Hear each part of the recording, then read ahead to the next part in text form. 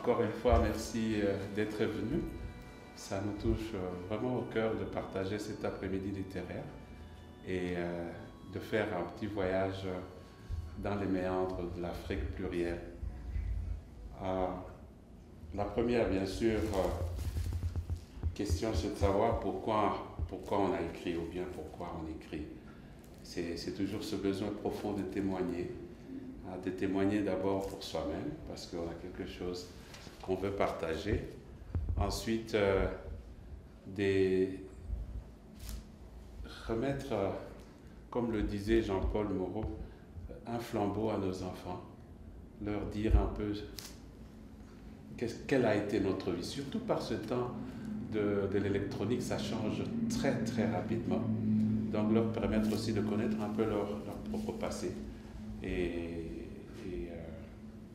aussi, pour nous qui venons dans cette nouvelle société d'accueil, de permettre aussi à nos amis de connaître un peu d'où nous venons, d'avoir un petit clin d'œil de l'autre côté. Donc c'est ce besoin d'échange qui fait qu'on a voulu écrire. Maintenant, l'autre question, c'est de savoir qu'est-ce qu'on doit écrire. Parce que, bon, et dans mon cas précis, c'était surtout de raconter l'expérience professionnelle. Je suis médecin de formation et j'ai eu cette chance à travailler dans différents environnements, non seulement dans mon propre pays, mais également dans les autres pays, aussi dans le pays africain. Il y a quelque chose de très très intéressant que j'ai eu à voir, c'est qu'au-delà des spécificités, on retrouve l'humain partout. Il y a l'humain on retrouve le même être partout, mais les environnements varient. Alors, dans ce livre particulièrement, j'ai plutôt essayé d'être observateur, narrateur. Mais ce n'est pas innocent. Parce que j'ai été très engagé, je suis encore à l'esprit quand le temps le permet, dans l'organisation du système de santé. Le système de santé m'intéresse beaucoup. Parce que la santé, c'est l'essentiel, c'est la vie. C'est bien dommage qu'habituellement, on ne voit pas l'importance de la santé. On voit la santé qu'en tant qu'hôpital. Alors que la santé, c'est tout le jour, c'est à chaque instant. Donc, ça, c'est du point de vue de la santé publique, qui est mon domaine d'expertise. Alors, à partir de ce moment-là, tout ce qui se passe dans la communauté devient une préoccupation. Et c'est ainsi qu'à travers les 8 nouvelles, il y a toujours derrière le côté organisationnel qui revient. Parce que ça me permet ainsi d'avoir des études de cas, surtout quand je suis dans la situation d'enseignant, quand je travaille avec de jeunes collègues, pour leur permettre d'avoir un œil un peu critique sur l'organisation de la société. Parce que c'est ça qui fait que on doit influencer les politiques pour un mieux-être. Et vous avez plein d'exemples. La petite ceinture de sécurité que nous mettons de manière instinctive aujourd'hui, si vous pouviez savoir son histoire avec les dégâts humains qu'il y a eu avant, qu'on commence à... Aujourd'hui, c'est un réflexe. On ne réalise même pas qu'on fait de la santé publique quand on le fait. Et pourtant, on est totalement dedans. On ne parle pas de se laver les mains et tous ces petits gestes devenus banals aujourd'hui qui ont causé vraiment beaucoup de dégâts dans l'histoire de la santé publique. Donc, c'est aussi un peu ce petit clin d'œil de ressortir ces petites études de cas pour amener la réflexion à une autre dimension, pas juste le niveau primaire où il y a quelque chose qui ne va pas, on s'énerve, on crie et tout ça, mais d'aller un peu au-delà et rentrer dans ce processus dynamique d'amélioration de système, d'organisation de système.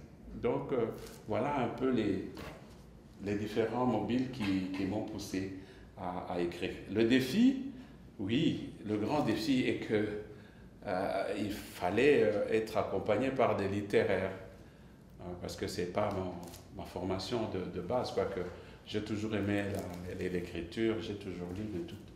Mais il fallait faire certains exercices et je crois que là, le processus est encore long, il est encore à faire. Maintenant, dès le premier instant où j'ai commencé à prendre conscience que je dois faire quelque chose, c'est-à-dire je suis dans les dernières années de mes études médicales, donc j'ai commencé à prendre note, mais en poésie. C'est plus court, c'est plus rapide, on joue avec le mot, c'est dense et tout ça. Et qui fait que mon premier recueil de poèmes, qui est intitulé Apatride, mais son titre, en fait, c'était Médecin ouvrier, qui était mon expérience de vie. Ma première expérience en tant que médecin de brousse, hein, j'ai plus passé le temps à faire l'ouvrier qu'à faire la médecine, parce qu'il fallait construire les structures de base. Alors, beaucoup de frustration, beaucoup de colère, mais au lieu d'aller faire la marche avec les pancartes dehors, je fais l'évacuation sur papier. Comme ça m'a permis au moins d'aller rechercher le médecin en moi à un moment donné. Et ça a dû faire 28 ans avant que je ne le publie, parce que, bon, je n'avais pas... D'abord, à l'époque, dans le pays, c'était un système assez policier, on avait peur de tout. On avait peur de recevoir une lettre qui pouvait avoir une phrase qui pouvait t'amener quelque part.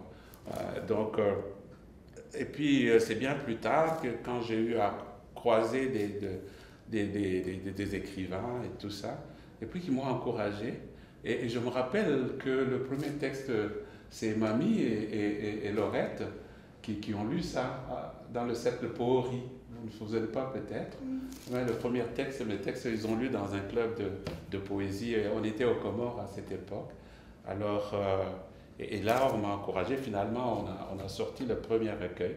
Mais on a continué à écrire et à partager les réflexions qui sont reprises dans Tendre Afrique. Mais la poésie, c'est une histoire. Parce que tout le monde a eu un traumatisme pendant qu'il était à l'école. Cette fameuse question du professeur, qu'a voulu dire l'auteur?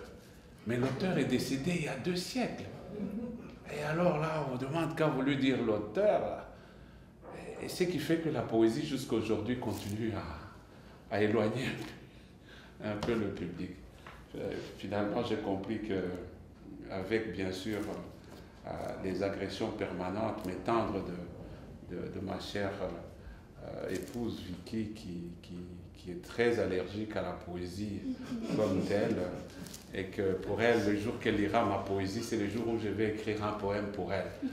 Alors là, ça devient très compliqué, très critique. Donc, c'est ainsi que j'ai sorti ce premier recueil de nouvelles. Et là, le choix a été parce qu'il y a beaucoup de choses à écrire, mais comment faire? Alors, je me suis limité à 8 tableaux. À 8 tableaux du continent africain, choisis par-ci, par-là. Et que on va explorer ensemble, pour ceux qui n'ont pas encore lu le livre. Et ceux qui l'ont lu, ils vont nous lire quelques extraits des passages qui les ont marqués. Peut-être qu'ils nous diront pourquoi. Mais donc, on va faire ce petit voyage très rapidement. Il y a eu beaucoup de personnes qui m'ont aidé pour sortir le livre, comme vous le savez, pour tous ceux tous ceux qui se sont lancés dans le processus d'écriture. Vous avez écrit, vous avez relu, 3e, 4e fois, vous ne voyez plus les fautes. Il faut que d'autres personnes aient cette distance pour le faire. Marie-Thérèse Bélan a eu cette douloureuse mission d'aller nettoyer le texte avec Maurice. Il y a eu bien sûr d'autres amis qui avaient intervenu, mais elle a été celle qui a intervenu avant que j'ai le courage d'envoyer, de sortir le document. Je vais passer la parole à Marie-Thérèse, que je remercie en passant avec Maurice pour ce travail qu'elle a eu à faire. Nous avons pensé organiser cet après-midi littéraire en 3 phases. Donc, après le petit mot d'introduction, Marie-Thérèse va un peu nous faire voyager dans le parcours de la rélectrice. Et puis après, on va demander deux amis qui sont dans la salle, Augustin et Chantal, qui vont nous lire un passage du livre qu'ils avaient aimé. La quatrième personne qui devait clôturer et nous lancer au débat, c'était Benoît Gazabon, qui est un ami aussi, un auteur. Malheureusement, il a un problème de famille en dehors de la vie. Alors Marie-Thérèse va lui prêter la voix. Et après ça, on va passer un petit moment et puis on partagera le repas ensemble. Et puis on va quand même faire un tirage au sort du livre pour encourager ceux qui sont venus nous soutenir ce soir. Encore une fois, merci beaucoup.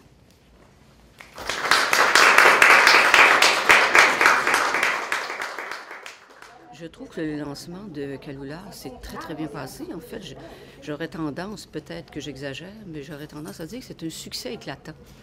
Parce qu'il y avait d'abord une bonne assistance, des gens qui avaient lu ou pas lu, mais qui avaient cette curiosité d'en savoir davantage et aussi de faire savoir qu'ils avaient beaucoup aimé. On sentait qu'on avait envie d'aller donner des commentaires positifs et aussi d'échanger parce que son livre nous fait beaucoup réfléchir, nous émeut beaucoup, donc il y avait vraiment beaucoup à échanger.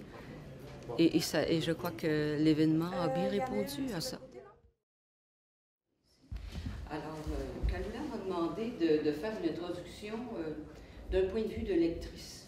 C'est-à-dire, quelles ont été mes réactions, puisqu'il m'a demandé de lire ce qu'il faisait. Ah, ça a commencé par une expérience, c'était la première nouvelle. Mais avant de passer à mes impressions à moi, je vais vous faire part d'impressions que certains d'entre vous, peut-être que ces gens ne sont pas avec nous aujourd'hui, je vais les nommer. J'ai trois témoignages, des commentaires de trois personnes qui introduiraient très très bien ce segment que m'a confié Kalula. Est-ce que M. Augustin serait ici? Oui. Oui, vous êtes M. Augustin. Je vais vous citer en premier. Parce que vous avez partagé quelque chose, vous avez fait un commentaire à Kalula que je trouve très bien placé pour commencer. Il a dit « Quelle plume !» Bonsoir Muganga, ça veut dire docteur. Alors, bonsoir docteur. Quelle plume pour nous aider à découvrir de multiples facettes du continent, notre chère Afrique qui est à la fois pareille et différente d'un bout à l'autre. N'est-ce pas une impression qu'on a quand on lit ces nouvelles? De l'Algérie aux Comores, en passant par Congo-Brazza, Sénégal et Sierra Leone, on assiste à des scènes de désolation et des défis de tout genre. Tableaux cauchemardesques qui imposent les efforts de tous les instants, véritable lutte pour la survie à laquelle toutes les couches sociales sont soumises, n'épargnant ni cadre ni diplomate. Que l'on pense à cette odyssée en mer pour se rendre à Freetown, où monsieur était présent à partager ses frousses dans ce bateau de fortune. Alors, ensuite, Benoît, qui devait être ici aujourd'hui, et à qui je vais revenir en conclusion, mais il y a un petit témoignage que je trouve très, très bien placé au début. Il dit, attendez un petit peu, je ne vais pas manquer le début, là, pour que ce soit plus complet pour votre compréhension. Le texte n'est pas amorcé que déjà nous sommes dans un univers culturel qui va nous dérouter, nous fasciner tout au long de ces 8 nouvelles. Pourquoi? Tout à l'heure, avec M. Augustin, j'avais un point de vue d'Africain. Là, c'est le point de vue du Nord américain. Nous ne connaissons rien du contexte de l'Afrique. Lu de l'Amérique du Nord, cette expression n'a pas le sens que lui veut l'auteur. Ce n'est pas à elle qu'il faut écrire, mais pour elle. Alors, toi, tu apprends, tu écris pour nous, pauvres Nord-Américains qui ne comprenons pas grand-chose. Mais je pense que ça s'adresse bien à nous parce que tu nous fais connaître. C'est une très bonne introduction pour nous. Le détail n'est pas gratuit parce que tout au long de la lecture, le lecteur non-africain sera interpellé par la différence profonde des situations, des modes de vie, des habitudes sociales.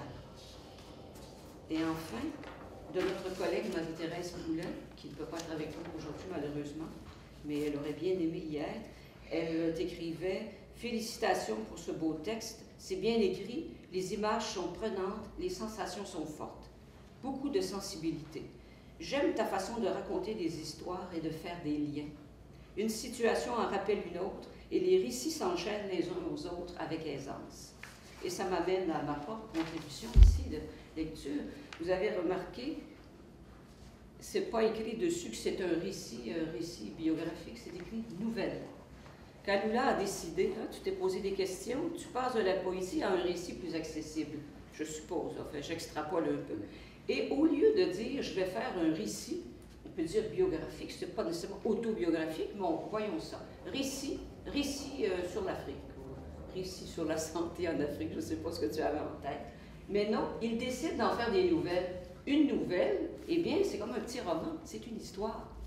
Donc, ça doit se raconter comme une histoire. Et ça, Kalula, il le réussit très, très bien. Autrement dit, il était à la fabrication du livre. Parce que quand on étudie un livre, c'est un peu mon approche, un peu l'analyse que je fais. J'essaie de voir, mais qu'est-ce qui a dû lui passer par la tête avant de décider de faire ça? De petit aparté, Kalula fait partie d'un club de lecture que j'anime pour la bibliothèque.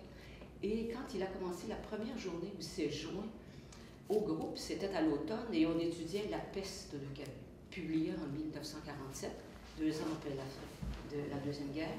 À ce moment-là, Camus dirigeait la revue Combat.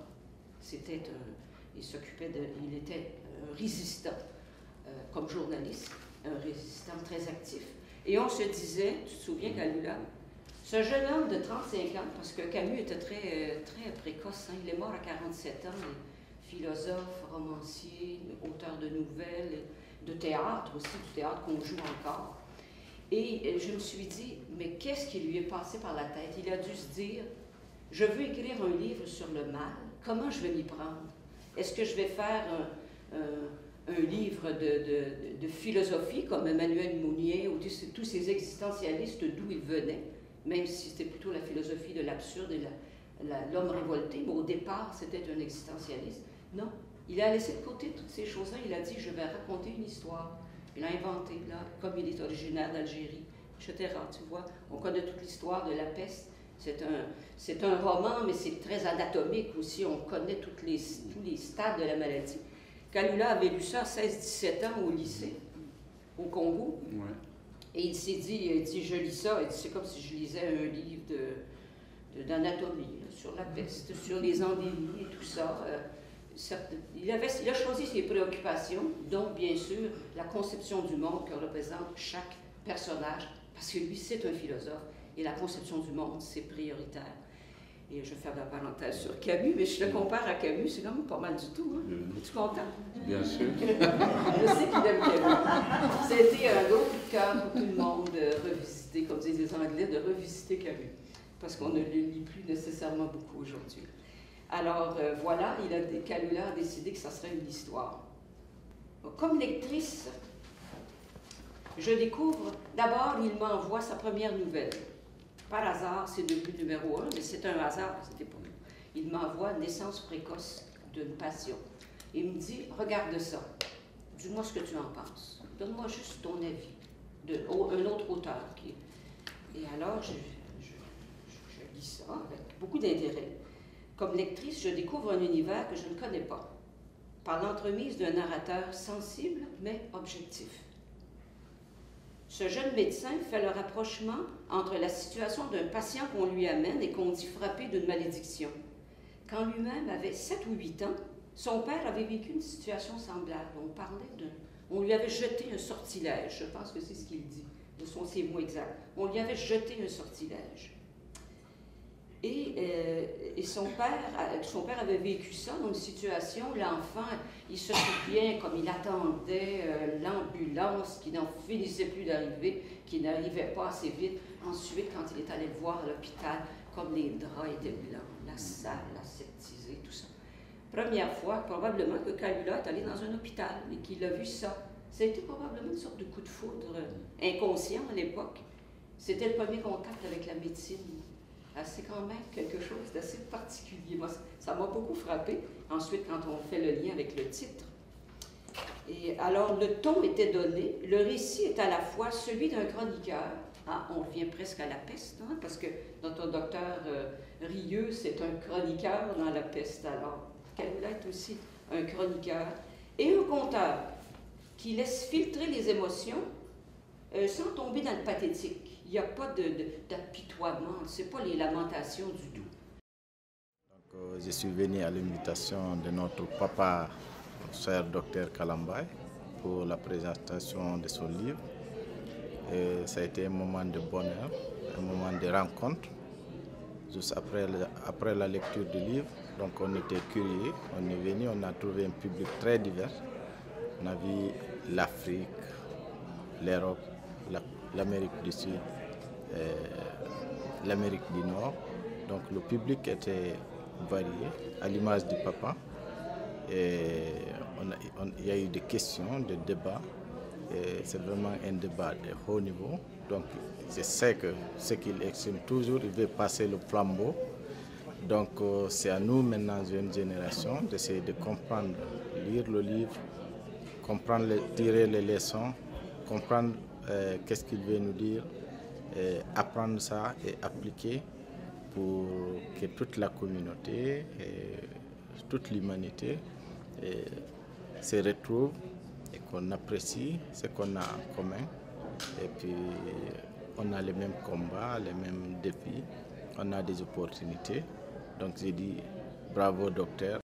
Alors le jeune médecin, entre-temps, a fait la rencontre de la science, de la médecine occidentale, qu'il applique à sa pratique médicale en Afrique, son terrain d'exercice, étant un groupe de villages, une population, tu parles d'à peu près 35 000 au total, une population qui n'avait probablement jamais eu de médecin de sa vie. Alors en Afrique, ce qu'on comprend, c'est qu'il y a la médecine traditionnelle, qui ressemblerait à nos rabouteux, nos rabancheux au Québec. Vous savez, quelqu'un se casse un bras, on va voir quelqu'un qui est censé vous placer ça, ou aussi avec des variantes, bien entendu. Ou les Chinois ont ça aussi, la médecine traditionnelle. Il y a des médecins chinois qui ont connu la médecine occidentale et qui veulent... Alors ça apporte cette... Mais je pense qu'ils aiment bien le nouveau docteur aussi, parce qu'ils savent qu'il va les guérir. Mais on est dans ça, surtout dans la première nouvelle. Alors moi, je vois tout de suite, puisque je reviens à l'ambition qui m'avait été confiée, je vois tout de suite que le style suscite l'intérêt du lecteur. Puisque Kalula m'avait demandé mon avis, je lui dis que je vois beaucoup de potentiel d'intérêt à son récit et qu'il tenait là un filon prometteur. Est-ce que vous êtes d'accord? Oui. Bon. Ah, c'est pas tout, j'ai une autre belle chose pour toi, un peu plus loin. Il a continué, je devais être inspirée après t'avoir rencontré jeudi. Il a continué à développer les autres récits. Et comme lectrice, je continue à découvrir différents aspects de la réalité d'un médecin en Afrique. Alors là, je prévoyais pour lui la conquête d'un lectorat diversifié. C'est-à-dire des gens, tu es d'accord? Regarde Serge, là, c'est-à-dire que des gens qui viennent de n'importe quelle culture, formation, et même des gens qui ne lisent pas tant que ça, pourraient aimer ce qu'écrit Kalula sous la forme qu'il le présente. Parce que ça se présente comme des histoires, et puis je ne dirai pas le reste, là, parce que notre ami Benoît, dans la conclusion, qui se veut une sorte de petite analyse critique très peu, surtout analyse, et il en parle de ça, on y reviendra plus tard. Et le travail d'un médecin s'accompagne immanquablement d'un certain niveau de compassion. Compassion, et cette notion est présente dans tous les récits, et particulièrement forte dans le deuxième récit, la balade d'un enfant en sursis. Bon, évidemment, on ne va pas se tenir la main sur le cœur parce qu'on a tous pleuré pour cet enfant-là. Mais surtout, on peut se rappeler que ce qu'il met en exergue au début, c'est bonjour, Diane.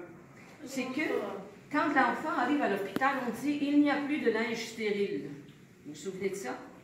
S'il y avait eu des linges stériles à l'hôpital, l'enfant aurait été opéré et qu'il aurait été sauvé.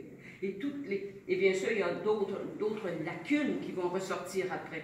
Donc, le manque de matériel, de moyens, c'est certainement quelque chose que l'auteur voulait nous communiquer aussi. Et moi, comme j'aime beaucoup les liens de société, hein, tout ce qui est anthropologique, sociologique, historique, ça me frappe beaucoup dans une histoire. je saute volontiers, je quitte l'anecdote et je tombe sur ces notions-là. Ça me frappe immanquablement. Et Kalula nous parle de la dynamique familiale. Quand un enfant, un garçon réussit bien à l'école, c'est parce que son père lui a communiqué de bons gènes. Alors qu'en fait, c'est la mère qui l'a tellement fait travailler. Et ça, on n'en parle pas tellement. La femme travaille, l'homme est célébré. Et c'est un homme qui l'écrit, c'est intéressant, ça a beaucoup de crédibilité pour nous. Hein. Alors, le fils, c'est un petit garçon qui est très attachant, là, c'est pas que... comment s'appelle-t-il, notre petit bonhomme? Malou, il a l'air très bien, il travaille bien au pensionnat et tout ça.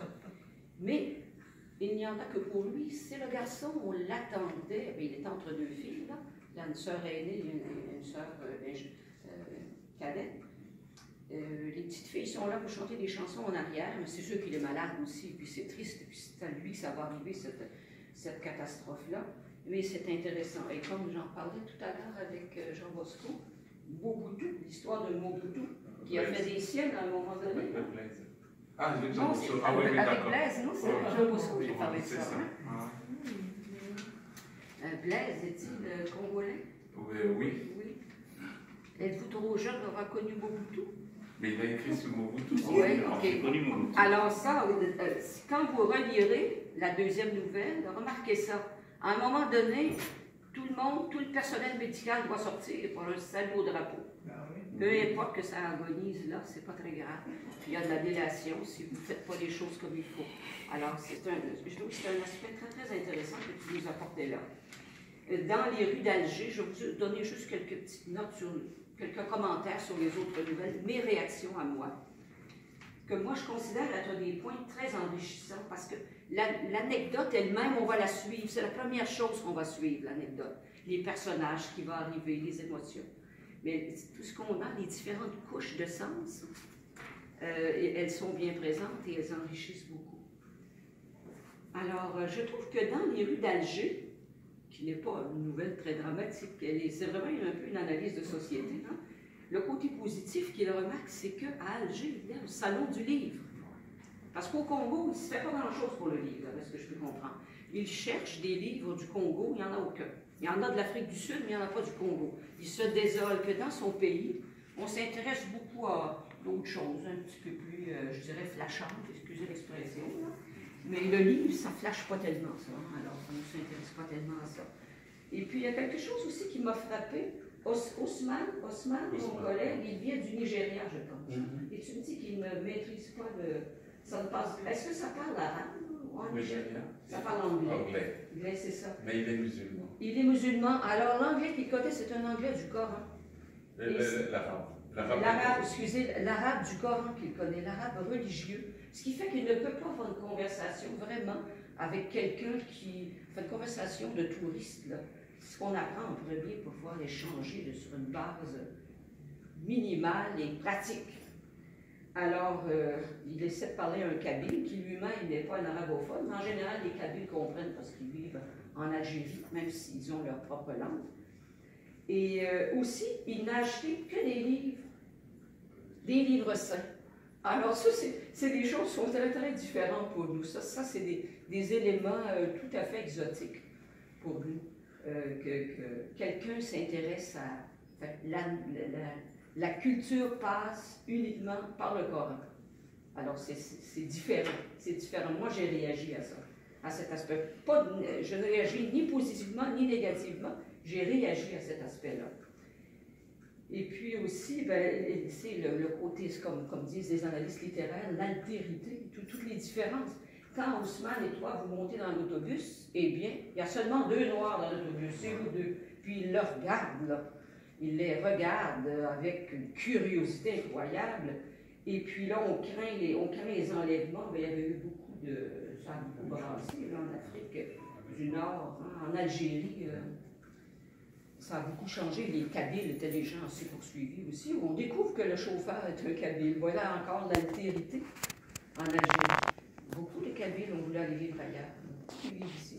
Aussi en France également, à Marseille, les Kabyles ont voulu sortir.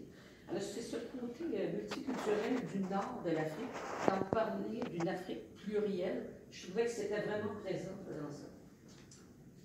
Ensuite, Freetown, bien entendu, là j'oublie tout l'ensemble, le reste du titre, là. Alors, au début, il nous dit, nous sommes en mission d'élaboration du plan de gestion des risques de catastrophes humanitaires à la Sierra Leone. Alors là, catastrophe humanitaire, on va en voir une, parce que prendre le bateau pour se rendre à l'endroit où on doit aller travailler, c'est déjà, je ne dirais pas l'expression québécoise qui irait là, mais c'est vraiment pas, c'est inacceptable. C'est tout à fait inacceptable ce que ressentent les gens qui étaient dans ce bateau. Est-ce qu'il prend les véhicules? On n'a jamais su si le bateau prenait les véhicules. On a deviné qu'on ne pouvait pas mettre un véhicule sur ce bateau-là. C'est un conteur, mais un conteur qui garde une certaine distance. Il ne fait pas dans la lamentation, malgré qu'il y ait des sentiments. L'auteur fait très bien ressentir la tension de cette traversée, toujours en utilisant la description, c'est-à-dire les frayeurs qu'il éprouve. Il passe par c'est ce filtre-là. Et puis Kalula est assez fort à l'autodérision aussi. Alors, quand il a la trouille, il nous le dit, puis c'est sympathique. Parce que nous aussi, on l'aurait eu, la trouille. Il sympathise avec cette jeune fille qui s'en allait rencontrer son fiancé. Une très belle nouvelle. Bon, les Comores, tu disais tout à l'heure, Mali, tu as mentionné que vous avez vécu aux Comores. Alors, je pensais que c'était juste un voyage. Vous venez de là? Oui, alors la tradition, est-ce que c'est fort là-bas, la tradition? La tradition, avec ce mariage et ce que ça apporte, c'est quand même quelque chose pour les lecteurs. Est-ce que tous les Africains connaissent ça? Je ne sais pas. Et il fait ressortir dans les défis du retour à la terre le décès du papa, à qui il rend hommage. Vraiment, on sent gratitude et admiration. Il parle du veuvage. Comme c'est pénible le veuvage pour une femme. Ce qu'on impose à une femme. Et je vous inviterai, si vous avez la possibilité, à lire le récit de Vicky, l'épouse de Kalula, Belunda, une écolière face à son destin, où elle nous parle et je t'en ai fait le compliment, je te le répète, Vicky, le ton que tu prends dans ce récit, c'est assez extraordinaire. Cette distance que tu gardes, malgré que la personne dont tu parles est ta mère, à 13 ans et 9 mois, elle donne naissance à son premier enfant. Alors, c'est tout à fait autre chose. Et il est question, parce que le papa meurt assez jeune tout de même, donc les enfants ont été témoins de ce que c'était le veuvage et l'épreuve que ça représente pour la mère. Et je pense que je m'arrête ici parce qu'il va y avoir des lectures, mais vous allez être obligé de m'endurer tout à l'heure pour la conclusion. Cette activité culturelle, qui est une des rares dans la ville pour la communauté, nous donne l'opportunité de nous replonger dans la culture de chez nous et de visiter les faces de toutes les réalités africaines auxquelles nous n'avons pas eu directement droit. Alors, pour moi, c'était comme des photos qu'il a prises pour chaque événement raconté dans le livre. Et ça permet à ceux qui n'ont pas pu lire, plutôt à ceux qui n'ont pas pu voyager à travers l'Afrique, de voyager sans être obligé de se déplacer. C'est une très belle lecture, très facile, une plume formidable. Il sait dire de belles choses dans des termes clairs et de façon potable. Et ce n'était que des délices. Et à de pareilles occasions, on ne peut que profiter et profiter. Parce que ce sont des occasions qui sont rares en ville. Je n'ai pas eu l'occasion comme docteur, médecin, de visiter l'Afrique. Je suis moi-même africain, mais je n'ai pas eu cette occasion de visiter le pays, si ce n'est que le Congo d'à côté. Les quelques nouvelles qui sont contenues dans ce livre, moi je les ai appelées les photos. Donc c'est quelques prises. Et ça a donné envie de faire le tour de l'Afrique sans voyager. Et je me suis retrouvé personnellement dans l'épisode qui parle des difficultés que ces jeunes pensionnaires ont dû pour rentrer à la maison, parce que moi-même je suis le produit du pensionnat. je fais presque exactement la même démarche. Donc j'étais confronté au même défi. Alors quand je lisais ça, je me retrouvais. Quand on m'a demandé de lire, j'ai presque voulu refuser. Parce que j'ai l'arme facile. Beaucoup de photos ne parlent que des épisodes pas très agréables. Il y a la misère, il y a la mort, il y a tout ça. J'ai dit, mais ça vaut la peine? Oui, ça vaut la peine. Il nous raconte de belles histoires, il nous offre de belles photos. Mais le contenu, moi, je suis très sensible. Je veux m'abstenir de lire. Mais à la fin, je suis tombé sur l'histoire de Comore. Et ça a mis un peu de l'eau sur ma plaie. Il y a quand même quelque chose pour rire. Quelque chose pour rire parce qu'on danse. Vous savez, en Afrique, on n'apprend pas la danse. Ici, quand j'ai une amie, presque ma soeur, par présence, elle m'a dit, oh viens m'accompagner, je veux apprendre à danser. Moi, je dis, écoute, Francine, arrête de en faire. Chez nous, quand on tape le tam-tam, tout le monde danse. Parce que le rythme, c'est lié à la danse. On ne doit pas l'apprendre. Ça, c'est pour rire. Mais je l'accompagne, elle danse plus que moi-même. Enfin, moi, je ne sais pas danser, je suis l'exception des Africains. Et quand je le dis, les gens ne me croient pas. Je suis vraiment nul en danse. Mais j'adore voir les gens danser. Quand on était jeunes étudiants, on sortait avec des amis. J'ai failli d'être malade, d'avoir une exposition quelconque pour me dédouaner. Je restais dans un coin, j'admirais voir les amis danser. Le village est situé à la mi-hauteur de la colline sur une route vallonnée et peu éclairée. Il est 19 h. Le trafic est dense. Le monde fou converge vers nos lieux de festivité. On se fraye difficilement la route à coups de klaxons nerveux et de freinages bien placés, bien appliqués. Le conducteur a de bons réflexes. Les jeunes gens qui assurent le protocole sont sollicités à l'extrême. À peine la voiture arrêtée, les portières sont ouvertes de part et d'autre. Nous sommes presque happés du véhicule. J'aperçois ma femme qui se laisse entraîner par un groupe de dames assignées à son accueil. Je reconnais l'épouse de mon hôte et mère de la mariée. Elles disparaissent dans la foule de badauds. Nous sommes séparés d'office. Mon arrivée en tenue traditionnelle fait sensation. Mes hôtes jubilent. Ils sont tous parés dans leur longue tunique noire ou blanche bordée de fils d'or et ils ont à main une canne.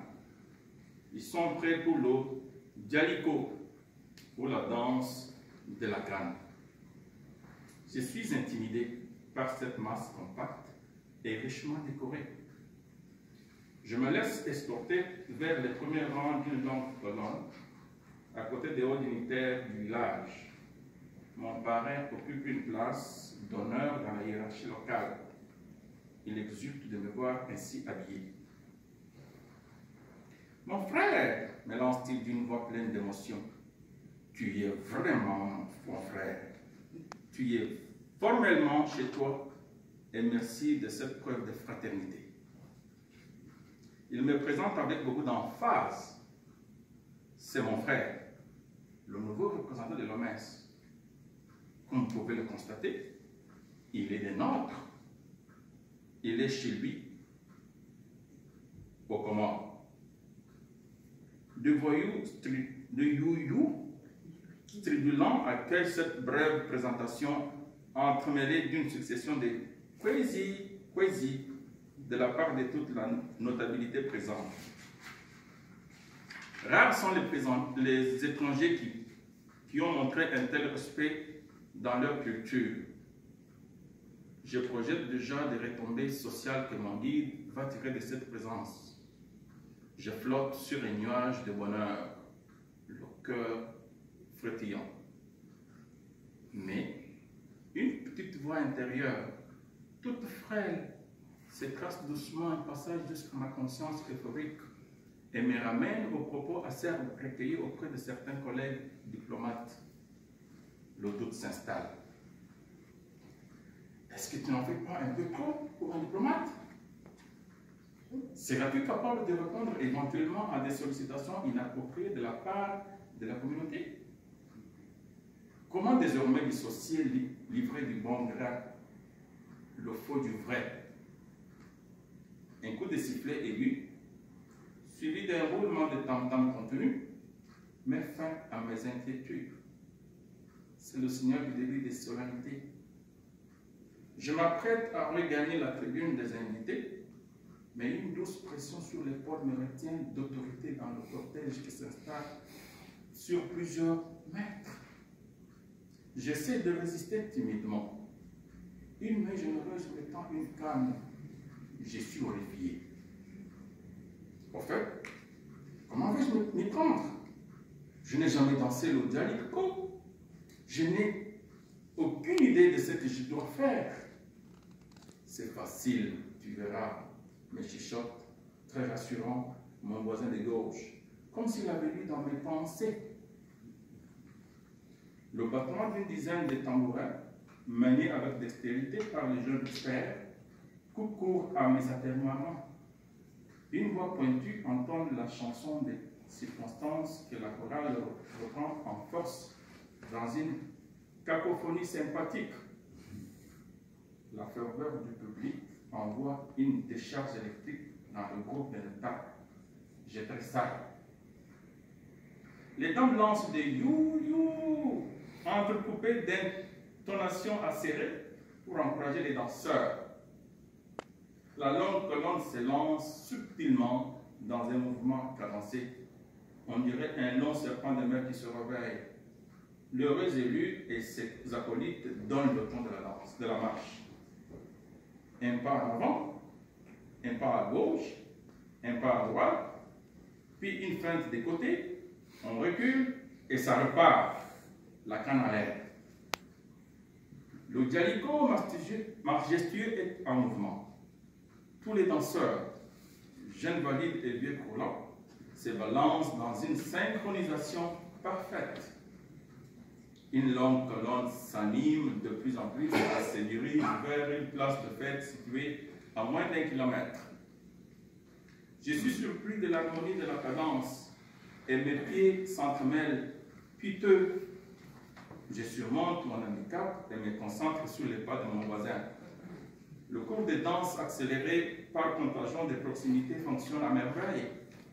Quelques pas d'hésitation sont suffisants pour ajuster mon rythme. Je ne m'en sors pas trop mal et je suis satisfait et fier de moi. Un long corridor humain, amovible, constitué de femmes et d'enfants, escorte le défilé avec des encouragements de you-you et autres cris similaires.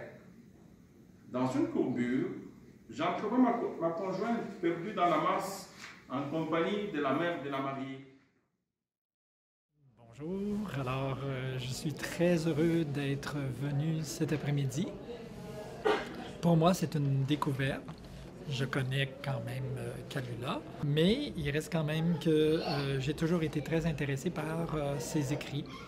Et j'ai passé un très bel après-midi. Encore une fois, j'en apprends. Et pour moi, ça va être une découverte, mais pour mon épouse, qui a passé, qui est allée plusieurs fois en Afrique, ça va être une façon de retrouver des endroits, retrouver des expériences qu'elle a vécues là-bas. C'est presque de la voltige. J'en ai le vertige. Tout simplement spectaculaire.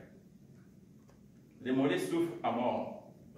Il s'agit cette fois du sambé survolté. La foule frénétique frise l'hystérie. Les femmes se lancent sur la piste sans retenue. Chacune d'elles enroule une écharpe en paille au cou de danseur de son choix. Celui qui a fait vibrer son cœur. Très vite, les meilleurs acrobates se retrouvent avec une dizaine de pagnes au cou. Bonheur! J'en attrape 2 mais ne connaît pas mes admiratrices. Il se raconte une histoire autour de ce jeu de foulard. À ce rythme, le rappel de rhumatisme est immédiat. Les aînés, un à un, s'éclipsent dignement vers les chaises, entraînant leurs membres meurtris. Un grain de nostalgie de leur jeunesse évaporée assis au fond de leurs pupilles. On imagine des insomnies, des douleurs dans les jours à venir pour une partie de plaisir collectif. Je voudrais continuer un peu, mais la danse est trop complexe et physiquement exigeante. Le samba exige beaucoup d'habilité et de jeunesse que je ne peux en offrir. Elle est pour les jeunes bien entraînés et non pour les amateurs comme moi. J'abdique avec la complicité d'un sage qui m'accompagne vers la tribune d'honneur où je continue d'assister aux exploits des jeunes chevronnés. Mes collègues diplomates sont assis à l'écart, en spectateurs interdits. Je décèle quelques envies sur leur visage. Plus tard, je me débarrasse de foulard. Je suis inondé de remerciements chaleureux de l'ensemble des personnalités de l'île. Ils me décernent en passant le titre de grand notable et m'invitent avec insistance à célébrer mon grand mariage. J'acquiesce, amusé par la proposition, les surnomme. Ils applaudissent, mais ne sont pas dupes. L'offre est alléchante, mais pas réaliste. On se quitte bons amis. Mon épouse s'extirpe du lot des femmes et me rejoint enfin après la fête. Sur le chemin chaotique du retour à la maison, ma gaieté exubérante est tempérée par le silence boudeur de ma partenaire. Je me rappelle soudain l'humiliation qu'elle a vécue tout au long de la soirée, en spectatrice, anonyme, au milieu d'un public surexcité. Elle était inexistante. Plus je l'observe, plus je suis convaincu que c'était la dernière fois qu'elle participait à une procession du grand mariage. Alors le titre, c'est, je fais exprès pour ne pas donner le titre avant la lecture, c'est Dialiko ou la danse de Cannes. Donc j'ai préféré l'accompagner dans la danse pour ne pas tomber dans les pleurs. Merci. Merci. Saveurs des tropiques. C'est un livre que j'ai lu et que j'ai beaucoup apprécié. Et ça a été l'activité a été très intéressante, très enrichissante. On a eu un très bel échange et je souhaite à tous ceux qui n'ont pas encore eu l'occasion de lire le livre de se le procurer, de le lire. Il est très intéressant. Ça vous permet de voyager à travers toute l'Afrique. J'ai lu le livre, j'ai trouvé très intéressant. Et, ça m'a fait découvrir ce que j'appelle l'inconnu du connu. C'est-à-dire cette Afrique d'où je viens, mais que je ne connais pas très bien. Parce que peut-être comme beaucoup, je n'ai pas vraiment eu la chance de voyager à travers toute l'Afrique. Et il y a des choses que je ne connais pas, d'autres pays d'Afrique. Mais j'appelle ça l'inconnu du connu, puisqu'en lisant le livre, je me rends compte que bien que je n'y sois pas allée, beaucoup de choses, on a beaucoup de points communs, comme l'a dit, je pense tout à l'heure, Marie-Thérèse, on retrouve certains points communs, certaines choses qui nous sont familières, tout en étant dans des pays étrangers, dans des pays à l'extérieur de la bouche. Et ce que j'ai choisi de lire, moi je vais donner le titre tout de suite, c'est, une petite seconde que je me retrouve, Une traversée rocambolesque vers Freetown. Donc c'est le texte, ça m'a beaucoup frappé. Pourquoi ce texte m'a beaucoup frappé? Ça m'a un petit peu rappelé ma vie au Congo, dans le quotidien, que ce soit le transport en commun, ou les autobus, ou les avions, il y avait des fois, on n'était jamais certain d'arriver. Il y avait des fois, vous regardiez l'aspect, comment dirais-je, l'aspect physique du taxi, vous vous demandez, mon Dieu, comment je peux monter là-dedans? C'est presque un corbillard, ça. Je m'en vais à la mort, où est-ce que je m'en vais? Mais non, j'arrive à destination. Des petites pannes, un peu comme dans l'histoire que je vais vous lire. Le chauffeur arrivait toujours à trouver une solution. Donc ils sont non seulement chauffeurs, mais mécaniciens, et des mécaniciens miraculeux souvent. Alors, c'est un petit peu ça que m'a rappelé ce texte, c'est pour ça que je l'ai choisi. Alors, si vous permettez, je vais vous faire la lecture. De toute évidence, il fait allusion à la traite négrière transatlantique. Le concerné rit de plus belle, avec innocence, ses dents éclatantes éclairent son visage. L'atmosphère à bord demeure crispée, un léger souffle de mauvais présages flotte dans l'air alors que les vagues s'amplifient. Le jeune matelot, après avoir levé l'ancre, s'installe en équilibre instable sur la proue, les pieds pendant dans le vide pour contrebalancer le poids des passagers. Il fait signe au capitaine que tout va bien. Nous quittons la berge vers 18h30, au moment où le mince fil rouge-orange du dernier rayon de soleil marque une fissure nette entre le ciel et la terre. Je suis assis en diagonale du capitaine, une position privilégiée où je peux l'observer à loisir. Il est très tendu, malgré sa bonne gueule de truand. Il a en effet les yeux rouges, un regard dur, le menton engagé et très volontaire, une barbiche de pirate et des gestes nerveux qui s'acharnent sur la manette de vitesse sans ménagement. Le moteur, lancé à fond avec force, répond timidement, sous forme d'un murmure, un chuchotement plaintif, vroom, vroom, vroom. Le bateau surchargé fait du surplace, comme un oiseau qui aurait du plomb dans les ailes. On dirait qu'il boude, intimidé par la mer. Nous avançons à coups saccadés. Malgré les hésitations manifestes et prémonitoires du moteur, le capitaine, intrépide, continue quand même le voyage.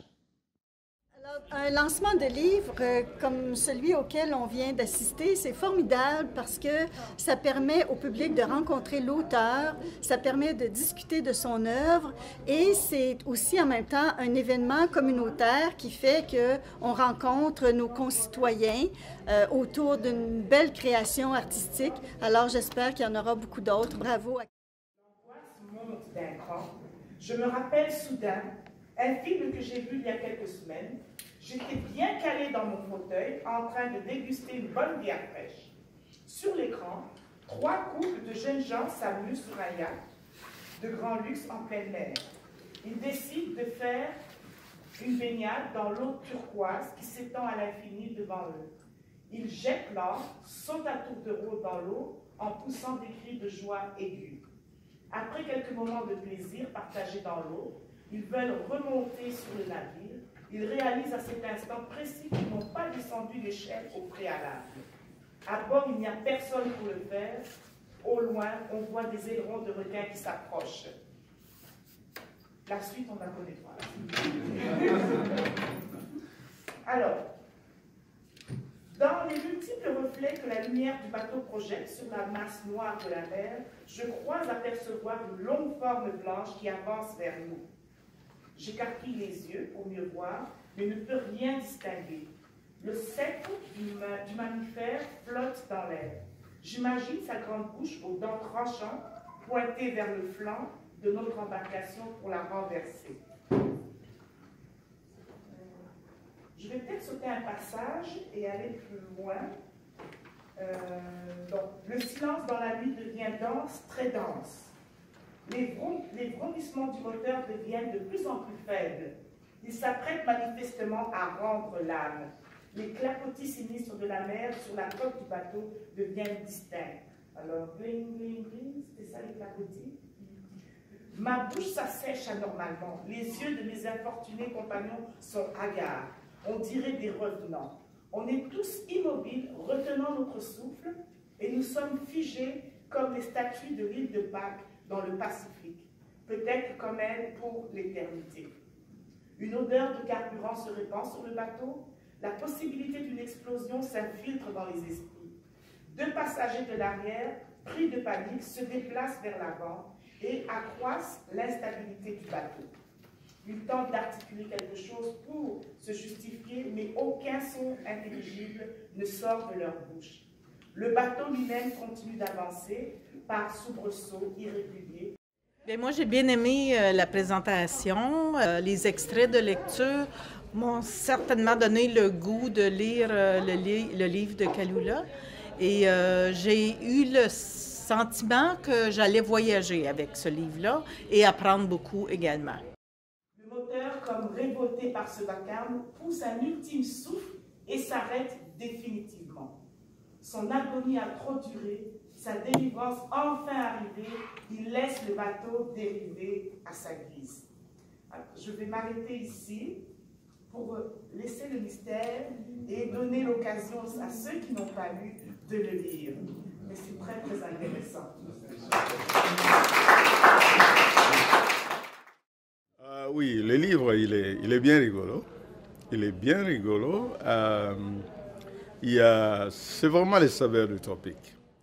Parce que quand tu penses au Fula là, les accidents, il n'y a pas de...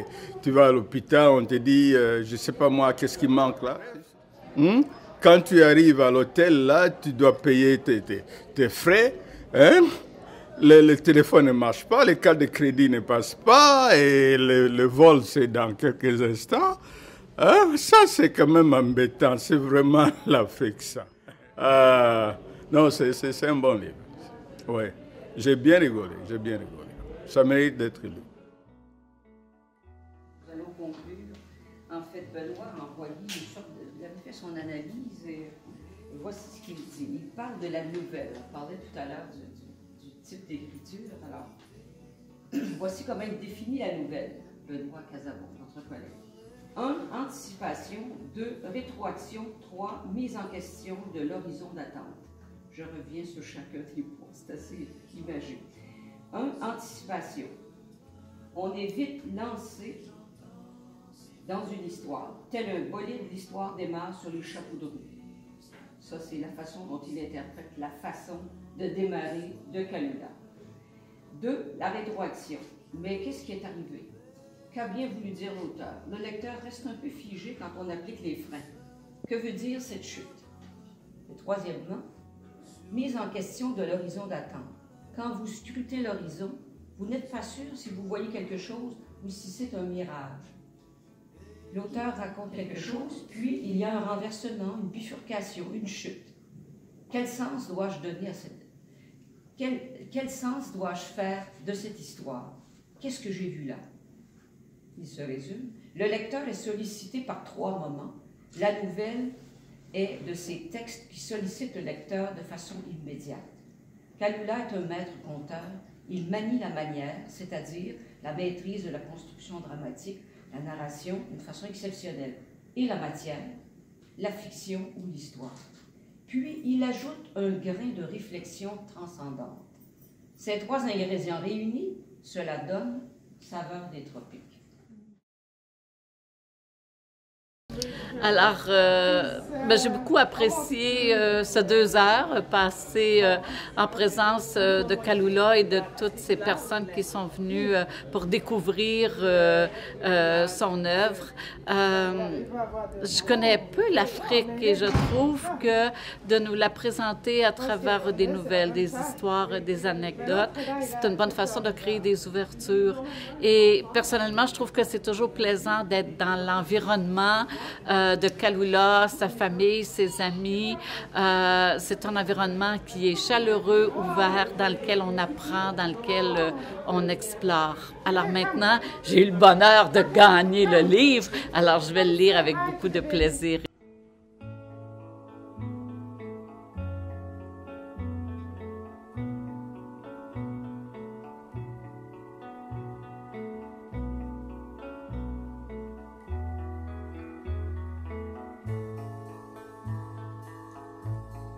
J'ai pensé qu'il valait mieux nous quitter sans un adieu.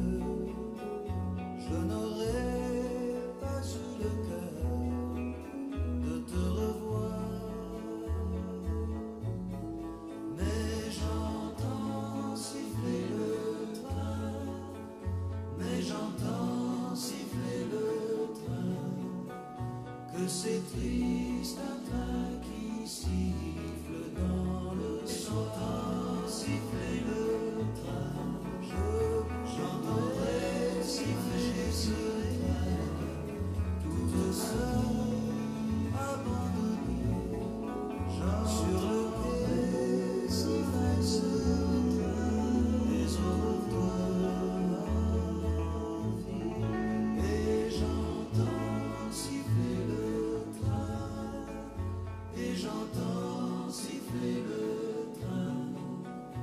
que ces tristes trains qui sifflent dans le soir.